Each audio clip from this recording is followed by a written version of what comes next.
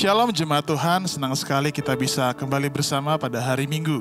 Dan sebelum kita mulai ibadah, mari kita sama-sama bersatu di dalam doa. Ya Tuhan Yesus, terima kasih atas sepanjang minggu ini. Terima kasih atas berkat-Mu. Terima kasih atas pemeliharaan-Mu Tuhan. Dan walaupun berbagai macam percobaan, mungkin ada kesedihan dalam kehidupan kami, tapi kami percaya bahwa kasih kuasa-Mu itu yang terutama bagi kami. Terima kasih ya Tuhan, dan sebentar kami akan mulai ibadah. Kiranya Engkau yang beracara dari awal, pertengahan hingga akhirnya Tuhan. Dan kami juga berdoa untuk hamba-Mu yang nanti akan menyampaikan firman-Mu. Kiranya firman-Mu dapat menguatkan kami dan kami pulang dengan tidak sama lagi. Terima kasih ya Bapa, di dalam nama Tuhan Yesus. Dan setiap dari kita yang siap untuk memuji Tuhan, mari kita sama-sama katakan amin. Shalom, selamat hari Minggu. Mari kita sama-sama memuji dan memuliakan nama Tuhan.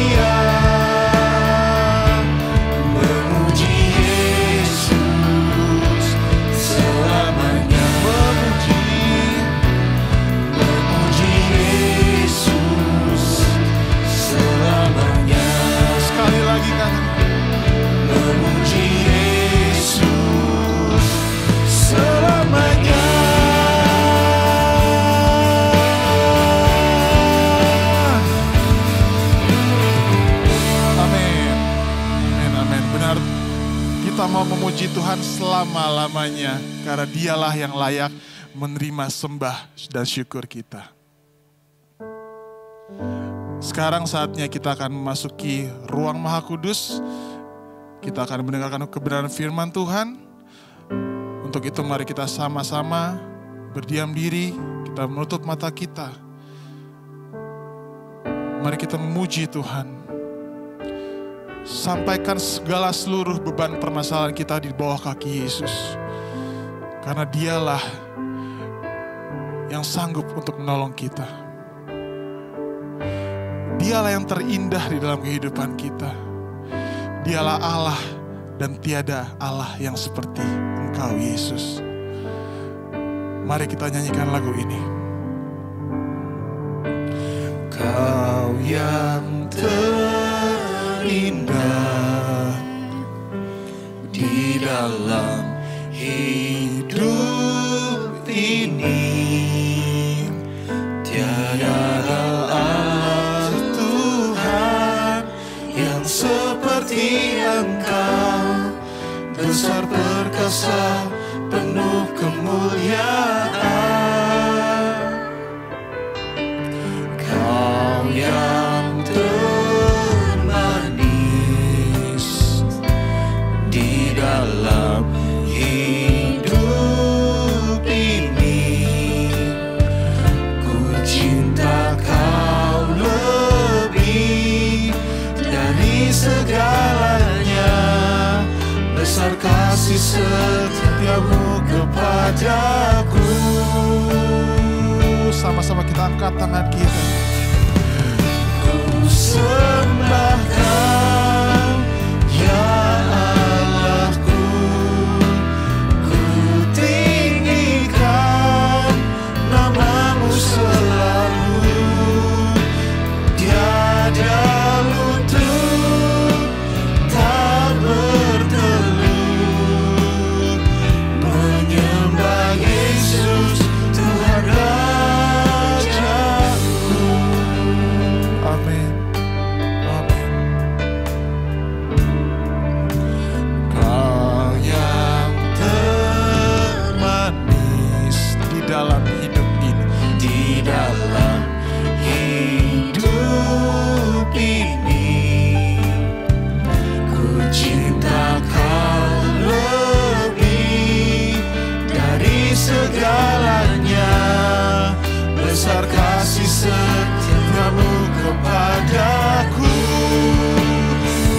Sembah Kau, ya Allahku, ku tinggikan nama-Mu selalu, tiada lutut tak bertelur,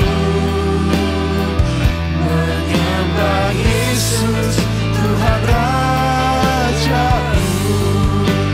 Ku sembah Kau, ya Allahku, ku tinggikan nama-Mu selalu. Semua lidah kan mengaku, Engkaulah Yesus Tuhan Rajaku. Oh, ku sembah Kau, ya Allahku, ku tinggikan nama-Mu selalu. Semua lidah kan mengaku, Engkaulah Yesus, Engkaulah Yesus Tuhan Rajaku. Engkaulah Yesus Tuhan Rajaku. Sekali lagi katakan, Engkaulah Yesus Tuhan Rajaku.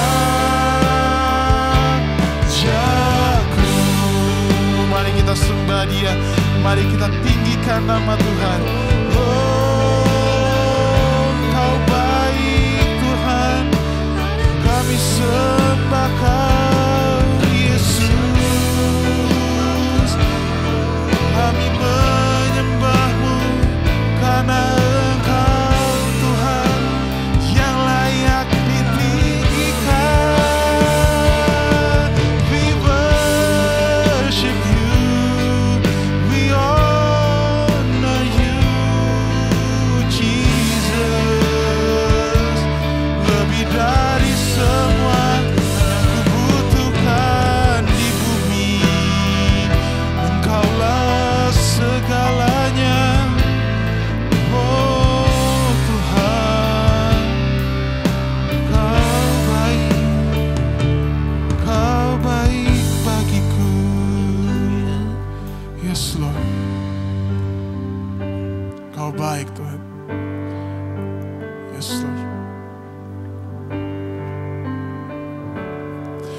bagaikan bejana siap dibentuk.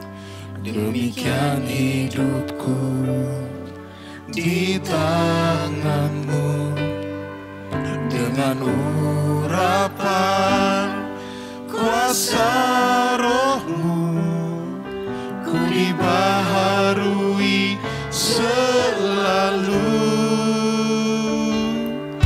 Jadikanku Allah dalam rumah-Mu, inilah hidupku di tangan-Mu. Bentuklah seturut kehendak-Mu, pakailah sesuai rencana-Mu. Mari sama-sama katakan, seperti-Mu Yesus, disempurnakan selalu dalam segenap jalanku, memuliakan nama-Mu. Mau seperti-Mu Yesus, seperti-Mu Yesus, disempurnakan selalu dalam segenap jalanku, memuliakan nama-Mu, memuliakan nama-Mu, memuliakan nama. Sekali lagi katakan, memuliakan, memuliakan nama-Mu.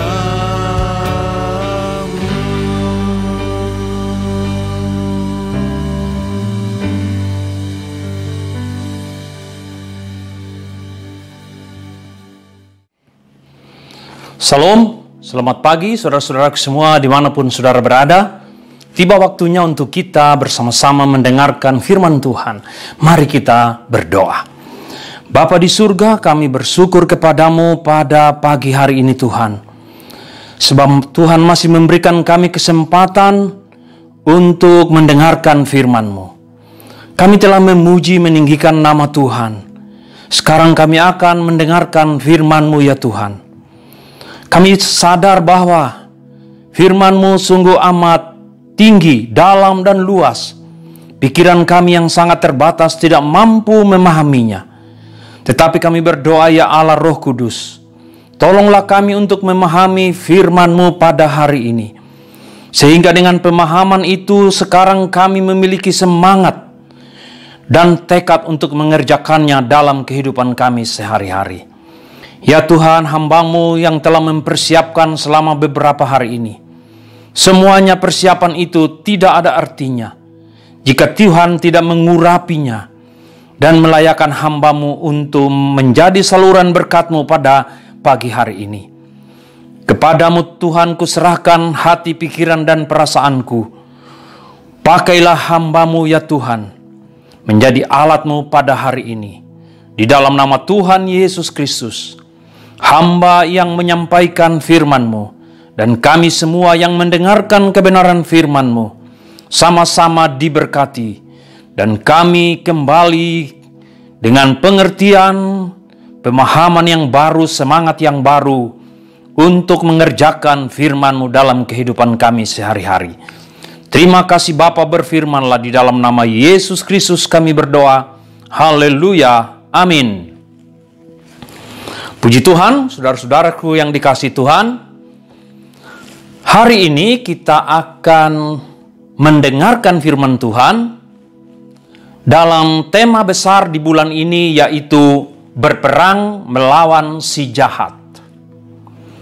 Saudara-saudara yang dikasihi Tuhan, mari buka Alkitab kita di dalam Efesus pasal 6 ayat 16. Alkitab kita dibuka, Efesus pasal 6 ayat yang ke-16. Sudah menemukan? Baik, kalau sudah menemukan, saudara-saudaraku, mari kita membacanya secara bersama-sama dengan bersuara. Di monitor saudara sudah kelihatan ayat-ayat tersebut, bisa membacanya juga dari layar monitor saudara. Demikianlah firman Tuhan. Dalam segala keadaan, pergunakanlah perisai iman, sebab dengan perisai itu kamu akan dapat memadamkan semua panah api dari si jahat. Sekali lagi kita membacanya. Dalam segala keadaan, pergunakanlah perisai iman, sebab dengan perisai itu kamu akan dapat memadamkan semua panah api dari si jahat. Yang berbahagia adalah mereka yang mendengarkan firman Tuhan dan melakukannya dalam kehidupannya sehari-hari.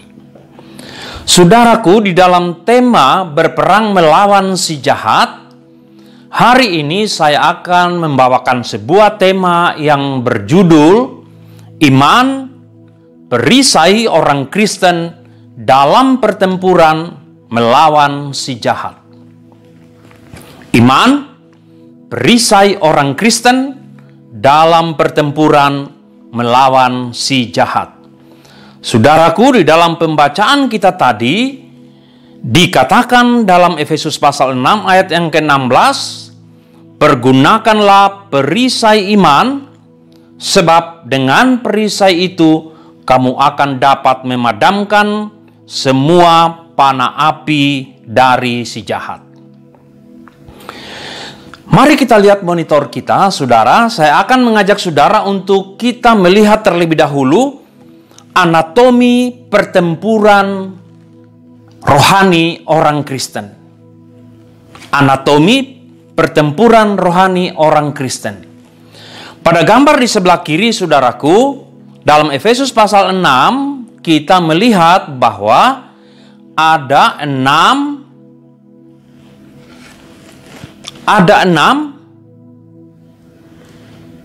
alat cara yang harus kita lakukan dalam pertempuran rohani. Ada 6. Yang pertama adalah dalam Efesus pasal 6 ayat yang ke-14. Yang pertama dikatakan di sana bahwa ikat pinggang kebenaran. Itulah yang harus kita gunakan sebagai senjata dalam pertempuran. Ikat pinggang kebenaran. Yang kedua, saudara, baju sirah keadilan. Ikat pinggang, baju sirah keadilan. Kemudian, saudaraku yang dikasihi Tuhan, kita menggunakan perisai iman. Perisai iman. Atau iman sebagai perisai. Kemudian yang kelima, saudara-saudara yang dikasihi Tuhan, ketopong keselamatan. Helmet of salvation. Ketopong keselamatan atau pelindung kepala. Dan yang terakhir adalah pedang roh, yaitu firman Allah. Jadi ada 6 perlengkapan rohani, 6 senjata rohani yang harus kita gunakan dalam pertempuran rohani. Tapi hari ini saya hanya akan membahas dengan saudara perisai iman. Perisai iman. Mari kita lihat dulu anatomi pertempuran rohani orang Kristen. Lihat monitor saudara pada gambar sebelah kanannya. Saudara, dalam pertempuran rohani orang Kristen, sifat pertempurannya itu adalah penuh dengan tipu muslihat. Penuh dengan tipu muslihat. Dalam Efesus pasal 6 ayatnya yang ke-11 dikatakan, kenakanlah seluruh perlengkapan senjata Allah supaya kamu dapat bertahan melawan tipu muslihat iblis. Jadi pertempuran kita adalah pertempuran rohani yang penuh dengan tipu muslihat. Selain itu, pertempuran itu juga bersifat sangat terbuka. Sangat terbuka, saudara-saudara. Itu adalah sifat pertempuran rohani.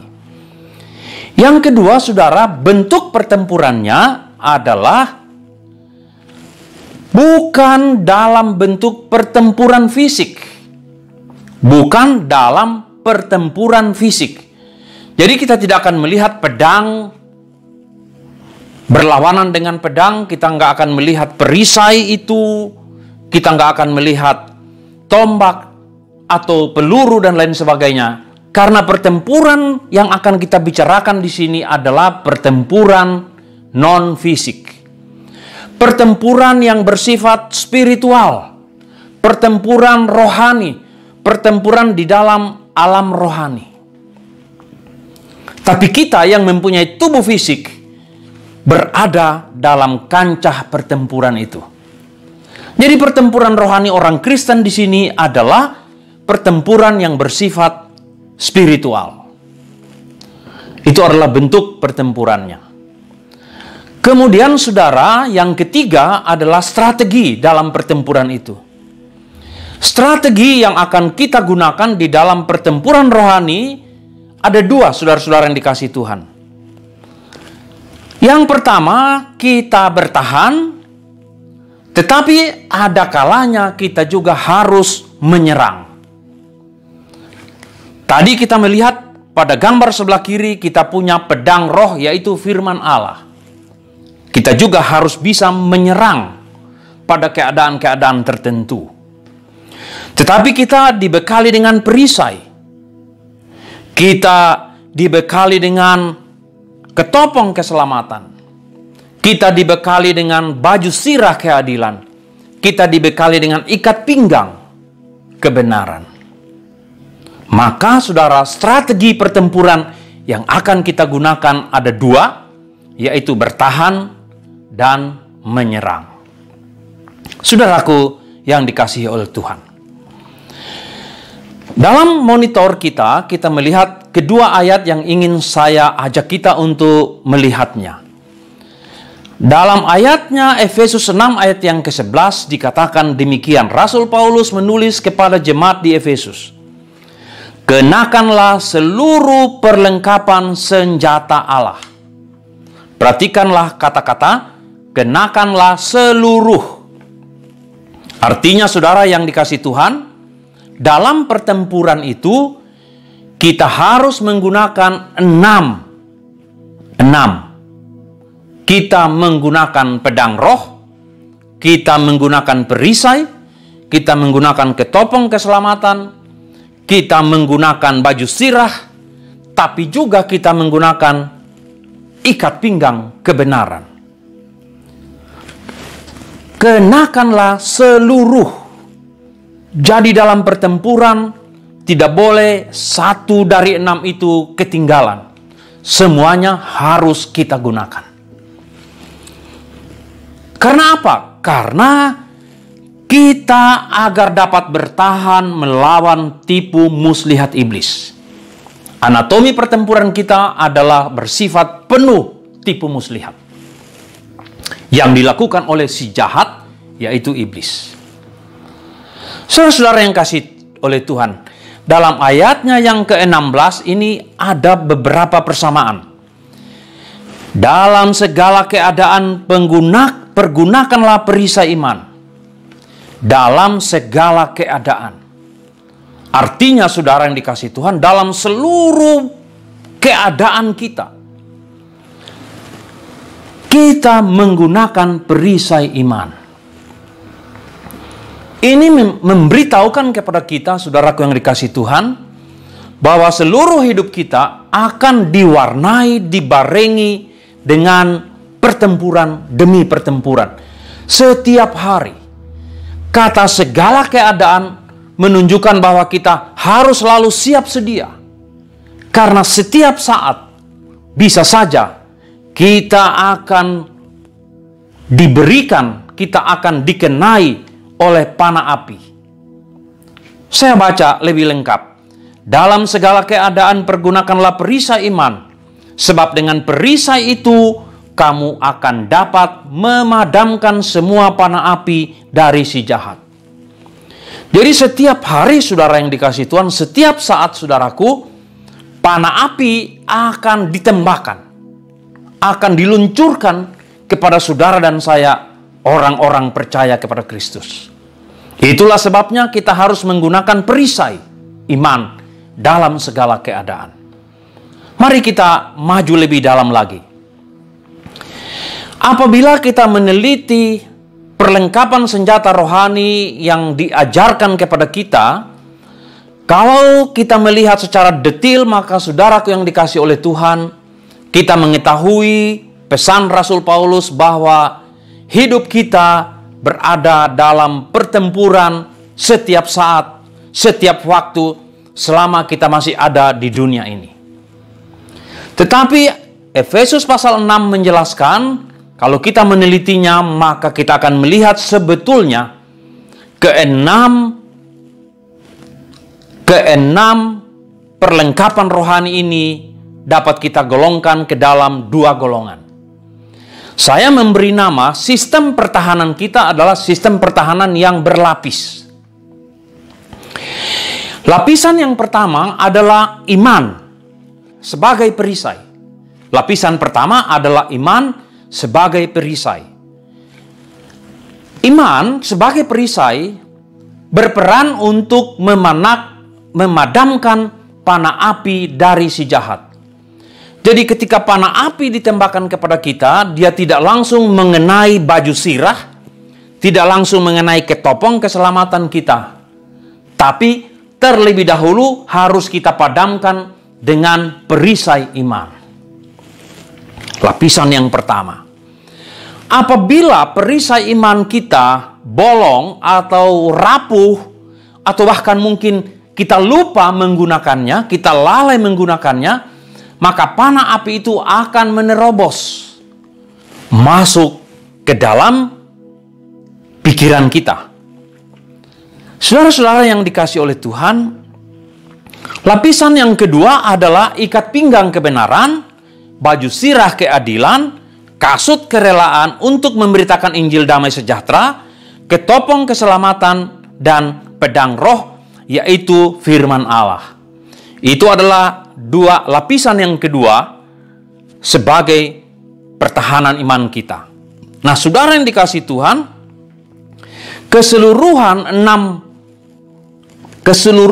enam perlengkapan senjata Allah itu harus kita laksanakan di dalam ketergantungan kepada Allah setiap waktu melalui doa dan permohonan. Mari kita membaca Efesus pasal 6 ayat 18. Supaya agak lebih lengkap, saya baca dari ayat yang ke-17. Dan terimalah ketopong keselamatan dan pedang roh, yaitu firman Allah. Dalam segala doa dan permohonan, berdoalah setiap waktu di dalam roh, dan berjaga-jagalah di dalam doamu itu, dengan permohonan yang tidak putus-putusnya untuk segala orang kudus. Jadi saudara yang dikasihi Tuhan, keenam perlengkapan senjata itu harus kita gunakan dalam setiap waktu dalam doa dan permohonan kepada Allah di surga. Itu menunjukkan bahwa penggunaan keenam perlengkapan senjata rohani itu harus kita lakukan dalam ketergantungan sepenuhnya kepada Allah. Kenapa harus kita melakukan itu, saudaraku yang dikasihi Tuhan?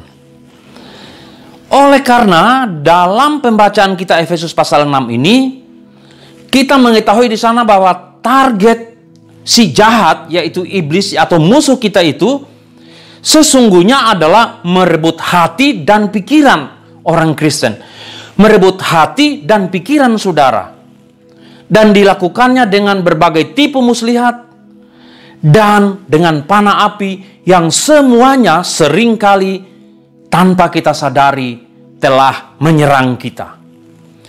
Target utamanya adalah merebut pikiran dan merebut hati kita. untuk dipengaruhinya sepenuhnya. Yang kedua, saudaraku yang dikasihi Tuhan, musuh kita yaitu si jahat memiliki struktur pertempuran yang berlapis juga. Memiliki struktur organisasi yang berlapis juga. Kalau kita membaca ayat yang ke-13, ayat yang ke-12, 13, 14, kita menemukan di sana strukturnya. Strukturnya terdiri dari ada pemerintah-pemerintah, ada penguasa-penguasa, ada penghulu-penghulu dunia yang gelap ini, ada roh-roh jahat di udara. Jadi saudara, bala tentara si jahat ini ada di mana-mana.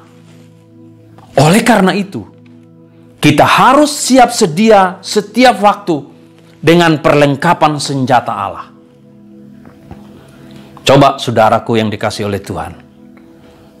Saya ingin bertanya, selagi Anda mendengarkan firman Tuhan hari ini, apakah pikiranmu sepenuhnya terkonsentrasi? Apakah ada sesuatu yang Anda pikirkan, oh kayaknya kompor belum dimatikan, oh kayaknya kenapa tadi saya nggak menyiapkan minuman ya? Nah, saudara yang dikasihi Tuhan, itu sesuatu yang akan mengganggu pikiran saudara untuk berkonsentrasi, menerima, mengalami kebenaran firman Tuhan yang hari ini diberitakan. Itu adalah salah satu bentuk panah api yang ingin mengganggu saudaraku yang dikasihi oleh Tuhan. Itulah sebabnya hari ini kita membahas tentang perisai iman yang akan menolong kita untuk memadamkan semua panah api. Ketika ada pemikiran-pemikiran yang akan mengganggu kita dalam mendengarkan firman Tuhan, dalam mengerjakan segala perintah Tuhan, kita harus melawannya. Kita harus menangkisnya dengan perisai iman. Dengan berkata, nanti saja, hari ini saya mau berkonsentrasi untuk mendengarkan firman Tuhan. Nanti saja, segala hal itu akan saya kerjakan setelah saya mendengarkan firman Tuhan. Jadi saudara-saudara yang dikasihi Tuhan, hati-hati bahwa ada panah api yang akan ditembakkan kepada saudara setiap waktu. Mari kita fokus hanya kepada perisai saja. Dalam pertempuran saudara-saudara yang dikasihi Tuhan, perisai atau tameng bagi seorang prajurit itu dalam pertempuran itu digunakan untuk pertahanan level 1. Ketika dia ditombak, ketika dia dipedang, ketika dia dipanah, maka perisai adalah pertahanan paling depan, level pertama untuk melindungi dirinya. Yang kedua, perisai itu gunanya adalah untuk melindungi tubuh. Sehingga perisai itu haruslah perisai yang kuat. Yang tidak bisa ditembus oleh tombak, oleh peluru atau panah. Kalaupun dia dipanah, maka panahnya akan nempel pada perisai itu. Jadi dia haruslah perisai yang kuat. Karena perisai itu gunanya untuk menahan panah, tombak, dan pedang. Menahan serangan yang diberikan dari jarak jauh. Untuk melumpuhkan, dengan tujuan untuk melumpuhkan. Demikianlah juga perisai iman. Perisai iman yang kita gunakan dalam ayatnya yang ke-16 tadi digunakan untuk memadamkan panah api. Panah api itu saudara-saudara yang dikasihi Tuhan bergerak sangat cepat. Meluncur dari berbagai arah tak terduga sehingga tidak selalu terdeteksi oleh kita. Kemudian panah itu juga jumlahnya banyak sekali. Jadi saudaraku yang dikasihi oleh Tuhan, maka kita perlu menggunakan seluruh perlengkapan senjata Allah itu. Karena antara lain panah api saja, gerakannya selain itu sangat cepat, kita tidak menduga dari mana datangnya, jumlahnya juga sangat banyak. Jadi perisai menjadi sangat penting dalam kehidupan seorang Kristen. Iman sebagai perisai itu menjadi sangat penting. Nah, saudara-saudara yang dikasihi oleh Tuhan, ketika panah api ditembakkan kepada saudara, sasaran yang sebenarnya ialah hati dan pikiran saudara. Sasaran yang dituju adalah hati dan pikiran saudara. Ulangi sekali lagi. Panah api itu ditembakkan kepada saudara dan saya. Sasaran utamanya, target utamanya adalah hati dan pikiran saudara. Atau kita sebut jiwa kita, saudara. Iblis berusaha untuk merebut jiwa kita. Untuk memisahkan jiwa kita daripada Tuhan. Itu adalah targetnya. Nah, oleh karena itu, saudara yang dikasihi Tuhan, iman sebagai perisai atau tameng dalam pertempuran non-fisik orang Kristen itu menjadi begitu sangat pentingnya. Panah api yang ditembakkan kepada kita bisa dalam 3 wujud, saudara-saudara yang dikasihi Tuhan.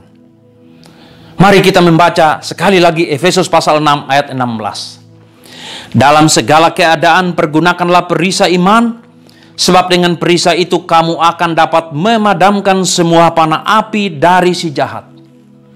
Panah api dari si jahat, saudaraku, bisa terjadi dalam bentuk 3 hal. Yang pertama, intimidasi. Yang kedua adalah hasutan. Dan yang ketiga adalah kebohongan. Kita akan melihat itu satu persatu. Yang pertama, saudara, panah api itu ditembakkan dalam format intimidasi atau bullying. Strategi yang dipakai oleh iblis adalah menciptakan perilaku yang menyebabkan seseorang merasa takut dan terancam. Jadi intimidasi itu akan membuat kita merasa takut dan kemudian terancam. Nah, intimidasi dilakukan dengan berbagai cara. Dalam dunia modern saat ini, intimidasi dilakukan dalam bentuk dunia maya. Intimidasi dunia maya atau yang kita kenal dengan cyberbullying. Kemudian ada juga intimidasi secara fisik. Tetapi dalam dunia modern pada hari ini, yang paling menarik adalah intimidasi dalam dunia maya.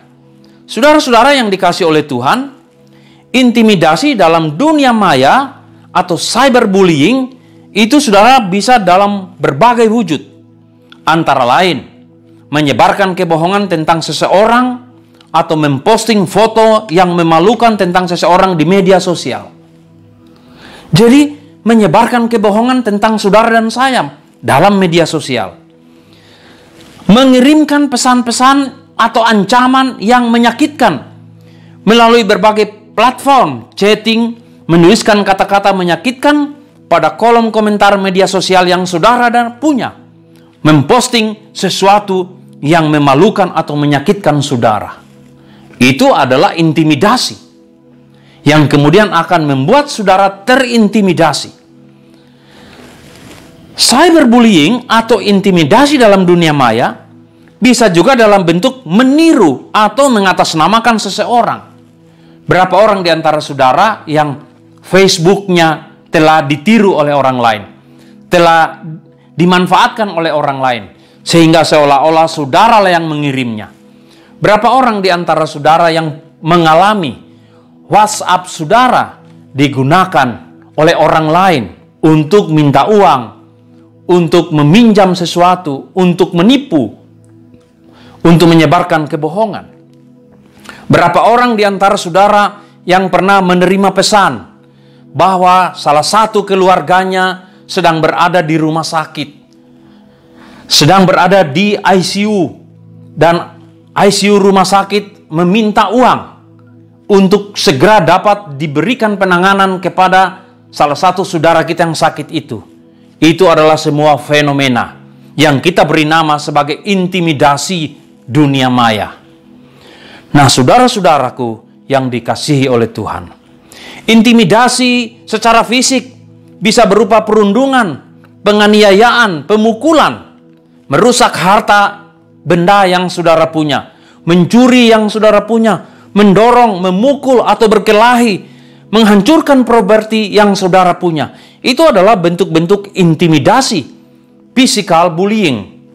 Tetapi bisa juga intimidasi itu dilakukan secara verbal dengan memberikan kata-kata yang menyakitkan, dengan memanggil nama saudara dalam bentuk yang tidak menyenangkan saudara, menyebarkan gosip mengenai saudara, kemudian mengancam saudara melalui kata-kata, mengolok-olok, atau menjelek-jelekan nama orang tua.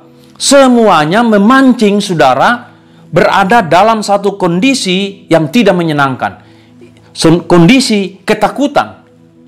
Nah, saudara yang dikasihi Tuhan, ada juga intimidasi secara sosial. Intimidasi secara sosial. Intimidasi secara sosial atau social bullying adalah bentuk perundungan yang dilakukan dengan maksud untuk menyakiti reputasi seseorang atau kedudukan sosial seseorang, yang dapat dilakukan baik fisik maupun verbal. Itulah cyber sosial. Nah, saudara yang dikasihi Tuhan, intimidasi yang dilakukan dalam format pertama, panah api itu bertujuan untuk melemahkan kita, untuk membuat saudara dan saya menjadi lemah, membuat saudara merasa tertuduh,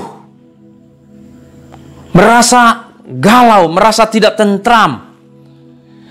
Atau seringkali intimidasi itu juga dalam format untuk mengingatkan, oh, saudara melakukan dosa ini, saudara adalah seorang pendosa, saudara adalah melakukan banyak kejahatan. Itu panah api yang akan membuat saudara bertujuan untuk melemahkan saudara. Dampak yang akan terjadi kemudian adalah rasa cemas, khawatir, fobia, hilang damai sejahtera.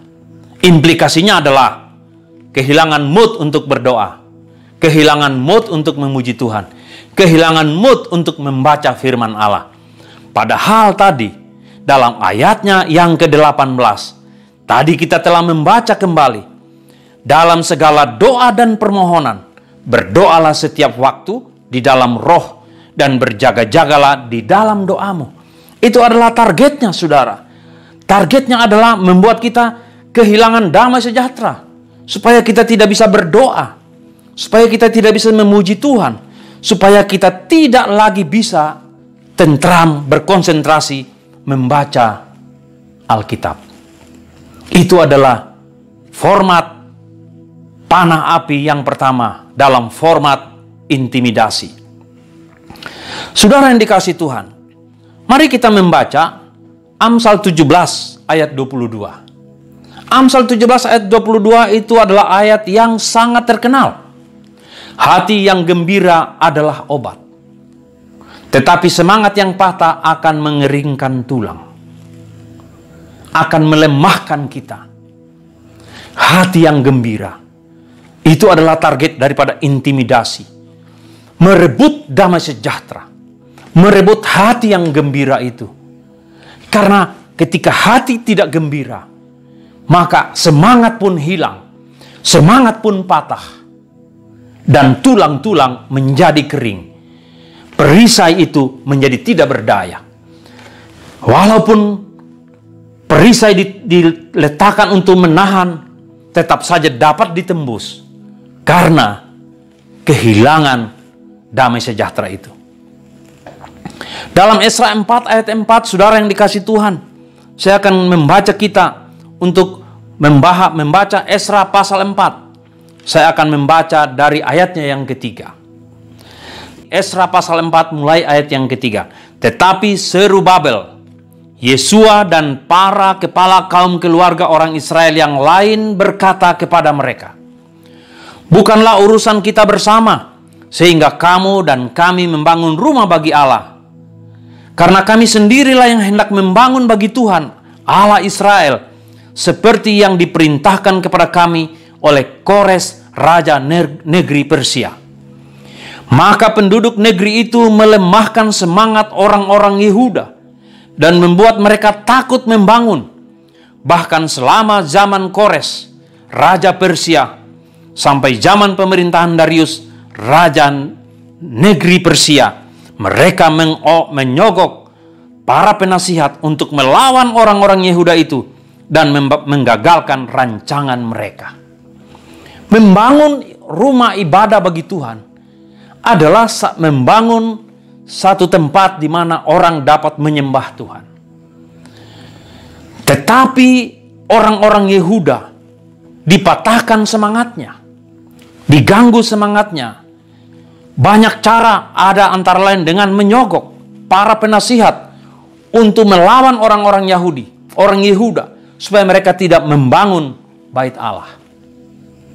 Dalam dunia modern, lebih hebat lagi saudara-saudara yang dikasihi Tuhan. Begitu banyak hal yang dilakukan kepada kita untuk membuat kita kehilangan semangat, ketakutan, merasa terancam, dalam kondisi tidak berdaya, sehingga kita tidak lagi bisa berdoa, terganggu pikiran kita, terganggu perasaan kita. Semuanya dilakukan untuk membuat kita kehilangan damai sejahtera. Saudara-saudaraku yang dikasihi oleh Tuhan, kita lihat format yang kedua. Format yang kedua, dalam panah api yang dilemparkan oleh si jahat kepada kita adalah dalam hasutan. Iblis mengadakan situasi seolah-olah benar. Jadi menghasut itu adalah sebuah situasi yang diciptakan sehingga kita mendengarkan apa yang dihasutkan itu seolah-olah adalah suatu kebenaran. Saudara, kita punya panca indera. Mata, telinga, mulut, hidung, lidah kita, dan kulit. Kita punya kelima panca indera ini. Dan panca indera kita yang 5 ini, itu adalah pintu masuknya. Itu adalah jendela jiwa kita. Kesitulah anak panah diarahkan kepada kita. Kita mendengar hasutan dari orang lain yang menyampaikan kepada kita berita-berita yang seolah-olah benar. Berita-berita itu dikemas sedemikian rupa sehingga ketika kita mendengar seolah-olah bahwa itu adalah kebenaran. Nah, saudara yang dikasihi Tuhan, ada contoh di dalam Kisah Para Rasul 3 pasal 6 ayat ke-12. Mari kita membaca Kisah Rasul pasal 3 ayat 6 sampai dengan ayatnya yang ke-12. Ini berbicara tentang seorang yang bernama Elimus atau Beriseus. Kisah Rasul pasal 13 ayat ke-6. Kita mulai. Mereka mengelilingi seluruh pulau itu sampai ke Pafos. Di situ mereka bertemu dengan seorang Yahudi bernama Baryesus. Ia seorang tukang sihir dan nabi palsu. Ia adalah kawanan gubernur pulau itu, yaitu Sergius Paulus, yang adalah orang cerdas. Gubernur itu memanggil Barnabas dan Saulus. Mereka karena ia ingin mendengarkan firman Allah. Tetapi Elimas itu juga nama lain dari Baryesus. Demikianlah namanya dalam bahasa Yunani. Tukang sihir itu menghalang-halangi mereka dan berusaha membelokkan gubernur itu dari imannya. Tetapi Saulus yang disebut juga Paulus yang penuh dengan Roh Kudus menatap dia dan berkata, "Hai anak iblis, engkau penuh dengan rupa-rupa tipu muslihat dan kejahatan. Engkau musuh segala kebenaran. Tidakkah engkau akan berhenti membelokkan jalan Tuhan yang lurus itu?" Nah, saudaraku, hasutan memberitahukan berita-berita yang sepertinya benar, tetapi sebetulnya adalah berita yang salah. Hasutan pun akan berdampak kepada kecemasan, kekhawatiran, fobia, hilang damai sejahtera. Tujuannya selalu cuma satu, menghilangkan damai sejahtera daripada kita semua. Ketika kita kehilangan damai sejahtera, kita kehilangan mood untuk berdoa. kita kehilangan mood untuk memuji Tuhan, kita kehilangan untuk membaca firman Allah. Panah api itu tujuannya cuma satu, menghilangkan damai sejahtera kita, merusak hubungan kita dengan Tuhan. Dan ketika itu terjadi, maka panah api itu telah menembus pikiran dan perasaan kita, yang membuat kita terganggu. Artinya perisai iman kita bolong, tidak mampu mematahkan panah api si jahat. Tapi lihatlah apa yang dikatakan oleh Rasul Paulus dalam pembacaan kita tadi, dalam ayatnya yang ke-9. Tetapi Saulus juga disebut Paulus, yang penuh dengan Roh Kudus menatap dia dan berkata, "Hai anak iblis, engkau penuh dengan rupa-rupa tipu muslihat dan kejahatan engkau musuh segala kebenaran. Tidakkah engkau akan berhenti membelokkan jalan Tuhan yang lurus itu?" Itulah serangan yang diberikan oleh Rasul Paulus, yang dipenuhi oleh Roh Kudus, yang dipimpin oleh Roh Kudus. Hasutan-hasutan, kalau kita melihat dalam peristiwa ini, hasutan-hasutan itu bisa dalam bentuk 3 hal. Yang pertama, penuh dengan rupa-rupa tipu muslihat dan kejahatan. Yang kedua, memusuhi kebenaran, membelokkan dari kebenaran. Yang kedua, membelokkan dari jalan Tuhan. Itu adalah bentuk-bentuk hasutan yang ditembakkan oleh iblis dalam bentuk panah api. Sekarang kita lihat yang ketiga. Format panah api yang ketiga adalah kebohongan. Strategi ketiga dari panah api dalam format kebohongan adalah memberikan informasi atau pernyataan yang seolah-olah benar. 11-12 dengan hasutan. Mirip-mirip. Saudaraku yang dikasihi Tuhan, masih ingat peristiwa di Taman Eden? Adam dan Hawa, dia dibohongi, dihasut terlebih dahulu, dibohongi oleh iblis itu. Akhirnya mereka jatuh ke dalam dosa. Kemudian Raja Saul diendor, pergi kepada seorang pelihat, seorang petenung. Dia minta dipanggilkan Samuel, dan benar muncul dari dalam bumi Samuel. Dia dibohongi, dia dihasut. Begitu juga saudaraku yang dikasihi Tuhan, kebohongan dalam dunia maya, penuh dengan hoaks, gosip, dan lain-lain sebagainya. Itu semua terjadi hari-hari ini. Maka saudara yang dikasihi Tuhan, betapa pentingnya kita mempunyai perisai iman yang kita gunakan dalam segala keadaan. Karena segala sesuatu panah api yang ditembakkan kepada kita, satu tujuan saja adalah untuk merebut damai sejahtera, untuk memisahkan kita dari Tuhan. Kebohongan yang ditembakkan oleh iblis dalam bentuk panah api itu bertujuan untuk membuat kita jauh dari Tuhan. Karena ketika kita jauh dari Tuhan, kita mudah dikuasai. Dan selalu efeknya sama, saudara. Cemas, khawatir, fobia, hilang damai sejahtera. Dan ketika kehilangan damai sejahtera itu, kita kehilangan mood untuk berdoa, kehilangan mood untuk memuji Tuhan, dan kehilangan mood untuk membaca firman Allah. Kalau ini tidak segera kita atasi, maka kita akan semakin jauh dari Tuhan. Dan kita akan semakin dikuasai, dicengkram oleh si jahat itu, saudara. Jadi, saudaraku yang dikasihi Tuhan, tidak ada pilihan lain. Kita harus selalu bertempur dalam segala keadaan kita. Kita harus selalu berada dalam peperangan rohani. Nah, saudara-saudara yang dikasihi oleh Tuhan, nanti saudara akan menemukan di dalam dunia maya begitu banyak hoaks. Sebagai contoh misalnya, ada hoaks yang berbunyi bahwa WHO menyatakan bahwa vaksin Sinovac adalah vaksin yang paling lemah. Karena apa? Untuk melemahkan saudara, supaya tidak perlu vaksin, supaya tidak mau divaksin. Ada juga yang mengatakan bahwa vaksin itu mengandung sama dengan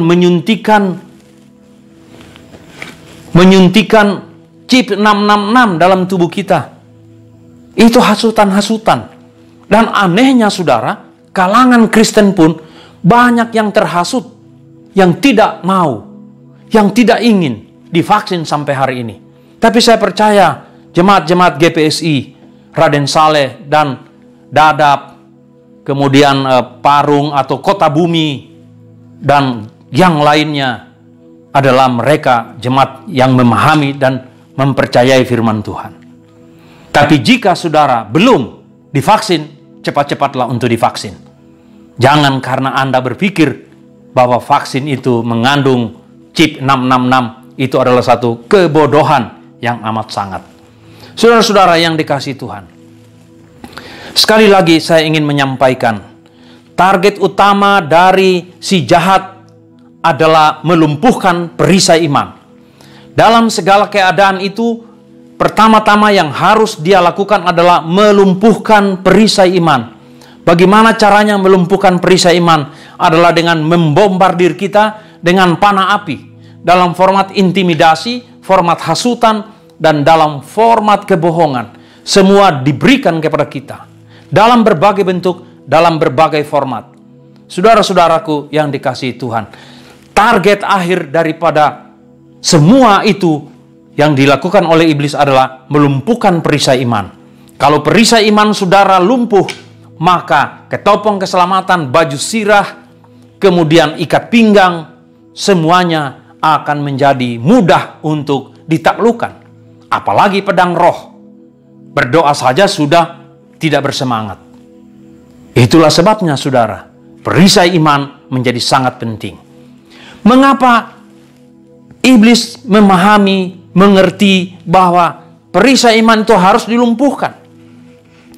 Karena di dalam 1 Yohanes 5 ayat 4, saudara ketika membaca ayat ini akan menemukan bahwa iman kitalah yang mengalahkan dunia. Iman kita mampu memadamkan panah api. Hanya iman, bukan yang lain. Iblis mengerti itu. Maka dia akan mengganggu kita dengan berbagai panah api untuk melumpuhkan perisai, yaitu iman kita. Yang kedua, iblis tahu bahwa iman timbul dari pendengaran akan firman Kristus. Oleh sebab itu dia berusaha melumpuhkan iman kita, memberikan berbagai panah api supaya kita tidak lagi mau membaca Alkitab, tidak mau lagi berdoa. Karena dengan demikian saudara, iman kita akan menjadi lemah.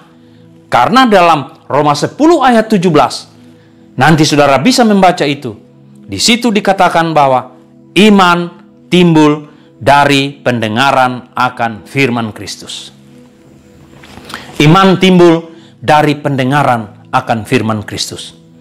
Maka menjadi sangat penting untuk kita membaca firman Tuhan, mendengarkan firman Tuhan dalam berbagai fasilitas, dalam berbagai keadaan, termasuk hari ini. Apakah saudara sudah sejauh ini masih berkonsentrasi? Apa pikiran saudara sudah terganggu? Apa pikiran saudara, tangan saudara sudah sedang memegang handphone hari ini, saat ini, padahal sedang mendengarkan firman Tuhan? Itu adalah bentuk panah api, mengalihkan perhatian saudara dari firman Tuhan. Berhati-hatilah. Maka gunakanlah perisai iman dalam segala keadaan. Target iblis adalah hati, pikiran, atau jiwa manusia. Karena di situ adalah pusat spiritualitas kita, baik spiritual maupun fisik. Dengan melumpuhkan perisai iman, maka akan lebih mudah untuk menaklukkan manusia itu. Tetapi saudara-saudara yang dikasihi oleh Tuhan, Alkitab berkata dalam Yohanes 8 ayat 32, bahwa ketika kebenaran itu memerdekakan hidup kita, kebenaran itu akan memerdekakan hidup kita. Kemerdekaan itu akan memerdekakan kita dari ketakutan, dari sakit penyakit, dari kemiskinan, dari kehancuran. Jika kita mengerti kebenaran dan janji Tuhan, kita tidak dapat ditipu dan didakwa oleh iblis. Di manakah letaknya kebenaran dan janji Tuhan? Letaknya adalah di dalam firman Tuhan, di dalam Alkitab. Maka membaca Alkitab, mendengarkan firman Tuhan bukan pilihan, tapi adalah kewajiban kita untuk membuat iman kita menjadi perisai yang makin hari makin kuat.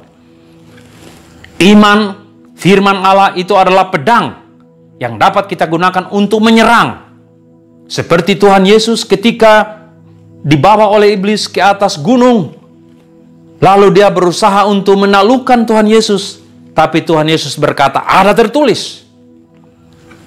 Menyerang kembali dengan kata-kata firman Tuhan.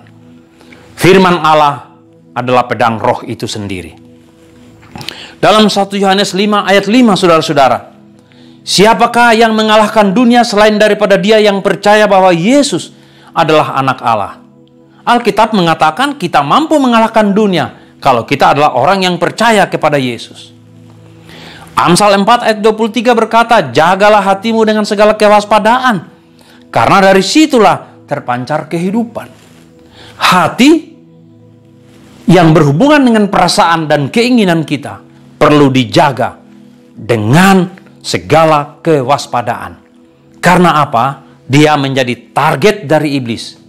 Melumpuhkan perisai kita, menguasai hati kita, yaitu keinginan dan kemauan-kemauan kita, dibawanya ke dalam hal-hal semakin jauh dari Tuhan. Saudara-saudara yang dikasihi Tuhan, jelaslah sekarang kenapa iblis memuntahkan panah api kepada kita. Tujuannya adalah melumpuhkan perisai, yaitu iman kita.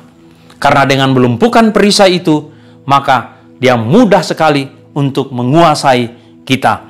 Tetapi Tuhan telah berjanji bahwa kebenaran telah memerdekakan hidup kita. Kebenaran itu adalah Yesus itu sendiri telah memerdekakan kita dari ketakutan, dari kekhawatiran, dari sakit penyakit, dari kemiskinan dan dari kehancuran. Kita tidak boleh takut lagi kepada hal-hal itu karena Tuhan memerdekakan kita. Tuhan melindungi kita, Tuhan menjagai kita. Solusi untuk kita semua, saudara-saudara yang dikasihi Tuhan, solusi bagi kita adalah cuma satu, yaitu mematahkan panah api iblis. Apa yang harus kita lakukan? Yaitu kita harus bertindak melawan si iblis. Yakobus 4 ayat 7 berkata, lawanlah si iblis. Kita perlu tunduk kepada Allah. Tunduk yang Alkitab maksud di dalam ayat itu adalah membaca dan merenungkan firman Allah. Yang kedua adalah ambil atau miliki dan kenakan atau pakai sesuai dengan standar operasional prosedur seluruh perlengkapan senjata Allah. Pakai seluruhnya. Ikat pinggang kebenaran, baju sirah keadilan, ketopong keselamatan, pedang roh, perisai iman. Gunakanlah semuanya itu. Pergunakanlah iman yang asli sebagai perisai dalam semua jenis dan bentuk pertempuran saudara. Iman merupakan sikap, tindakan dan penegasan bahwa kita mengenal Yesus Kristus yang diwujudkan dalam hidup keseharian kita. Inilah satu-satunya cara kita dapat menang atas tipu muslihat dan dakwaan iblis dalam kehidupan kita, yang dimulai dengan mematahkan panah apinya dengan perisai iman yang dikuatkan, yang diteguhkan, yang disempurnakan oleh membaca firman Tuhan, berdoa, dan tunduk sepenuhnya kepada Tuhan. Saudara-saudara yang dikasihi Tuhan, tidak ada cara lain untuk mematahkan panah api si iblis selain daripada menggunakan perisai iman kita. Amin. Mari kita tunduk kepala dan kita berdoa. Tuhan Yesus, terima kasih untuk firman Tuhan yang telah kami pelajari hari ini Tuhan. Hamba-Mu telah berakhir bersedia dan telah menyelesaikan seluruh hal yang dapat hamba sampaikan. Kiranya segala sesuatu yang telah disampaikan ini Tuhan menguatkan umat-Mu, memberikan pencerahan dan pengertian yang lebih jauh dan lebih dalam lagi. Ya Allah Roh Kudus, hamba sadar keterbatasan kemampuan hamba untuk menguraikan.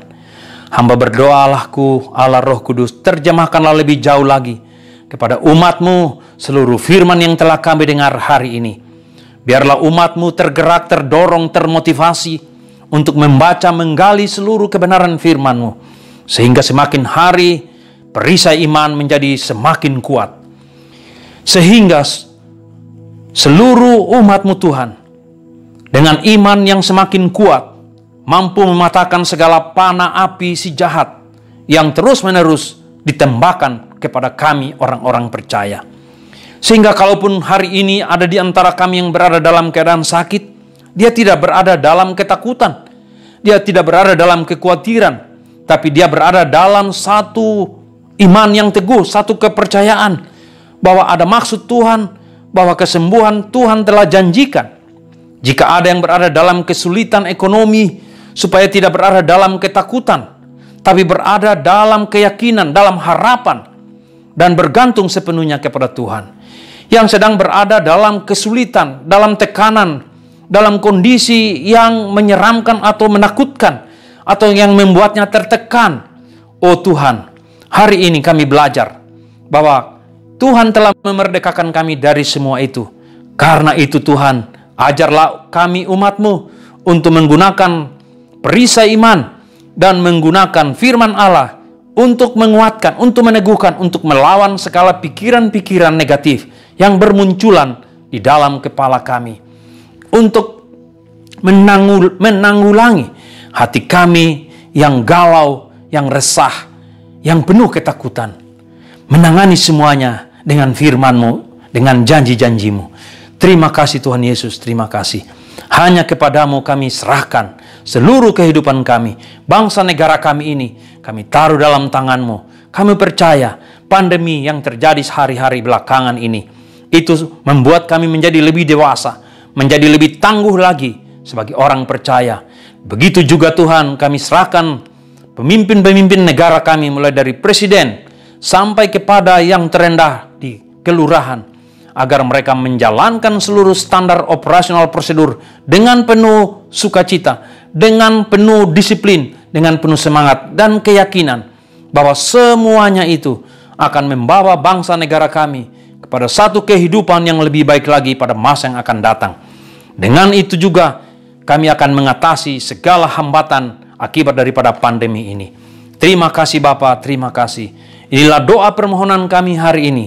Dalam nama Tuhan Yesus Kristus, kami berdoa bersyukur kepadamu. Haleluya. Saudara-saudara, mari kita berdiri, angkat tangan saudara, kita terima berkat Tuhan. Saudara-saudara sekalian, pengikut Kristus yang setia, kuatkan dan teguhkanlah hatimu dengan sungguh-sungguh. Bertindaklah hati-hati sesuai dengan seluruh hukum yang telah diajarkan dan diperintahkan kepadamu di dalam Alkitab. Janganlah menyimpang ke kanan atau ke kiri, supaya engkau beruntung kemanapun engkau pergi. Kasih karunia dari Allah Bapa kita, damai sejahtera dari Yesus Kristus Tuhan kita, dan Juru Selamat kita, persekutuan dan penghiburan dari Roh Kudus, menyertai kita sekalian, sampai selama-lamanya. Amin. Terima kasih saudara yang dikasihi Tuhan. Demikian firman Tuhan hari ini. Sampai bertemu minggu yang akan datang. Tuhan memberkati kita senantiasa. Haleluya. Amin.